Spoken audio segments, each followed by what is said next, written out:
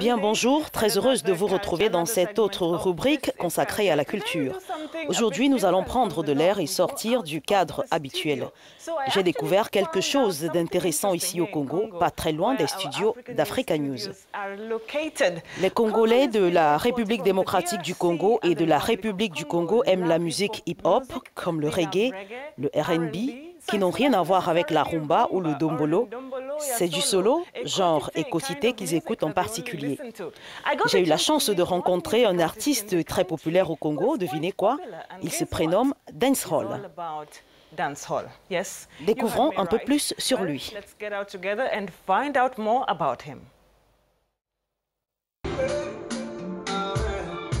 La République du Congo, connue dans le monde entier pour sa rumba, ne peut pas en dire autant lorsque l'on parle de dancehall. Mais le vent pourrait bien tourner, et ce grâce à une nouvelle génération d'artistes qui montent dans cette nation d'Afrique centrale. Parmi eux, Sosé Boy, un artiste de dancehall dont la musique a déjà pris d'assaut les ondes à travers le pays, et plus particulièrement chez les jeunes. Ouais, j'aime bien Sosé, sa musique me plaît bien quoi. Depuis un bout de temps, son style me plaît bien, là. Un peu de l'anglais, surtout son son sur Bema Ruma Ruma Ruma.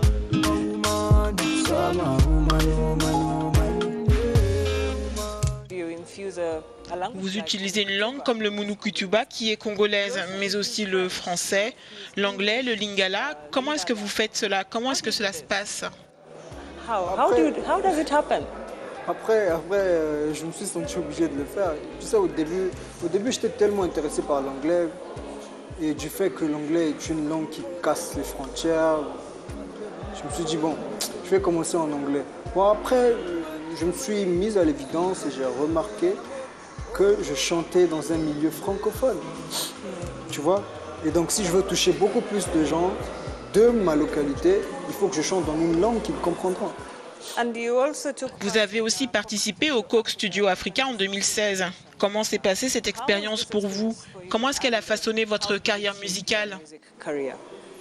C'était une expérience inspirante. C'est d'ailleurs la plus grosse expérience de ma carrière musicale jusqu'alors.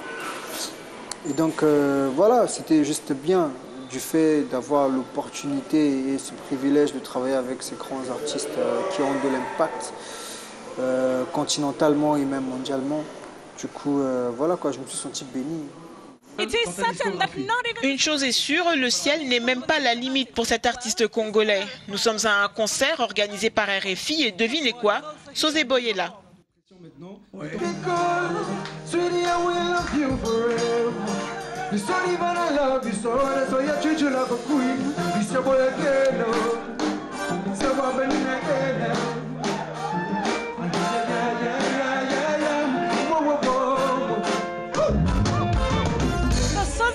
Eh bien, Sosé Boy, quelle performance ce soir. Comment vous vous sentez?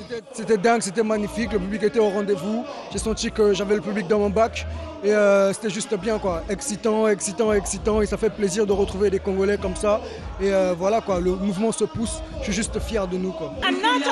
Si les fans de musique sont plus qu'enthousiastes au sujet de Sosé Boy, les grands noms de l'industrie comme Claudicia sont eux aussi en admiration devant son talent. Il faut que l'État comprenne que la culture, et en particulier ces artistes-là, puisque nous parlons de musique, ce sont des ambassadeurs.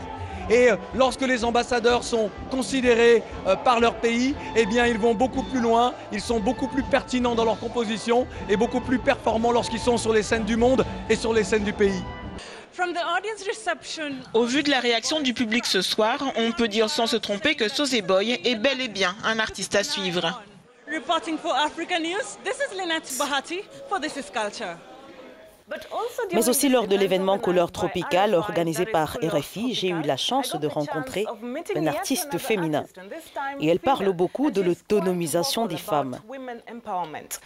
Je vais m'adresser particulièrement aux femmes qui se sentent délaissées, qui se sentent abandonnées, de ne pas se sentir comme ça, de ne pas se sentir faible. La femme doit être forte et j'encourage toutes les femmes. Je les encourage en tout ce qu'elles vont faire dans leurs entreprises.